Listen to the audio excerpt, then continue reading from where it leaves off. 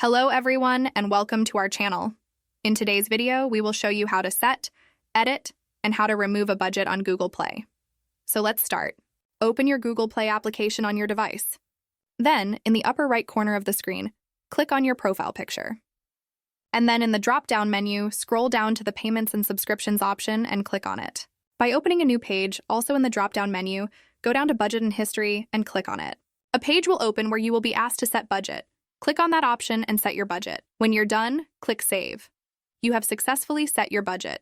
If the budget seems small or large and you would like to increase or decrease, click on the Edit Budget option and set your budget as you want, and then click Save. And if you want to remove the budget completely, click on the option where it says Remove Budget, and you will be removed forever. And that is that. You have successfully learned how to set, edit, and remove budget on Google Play.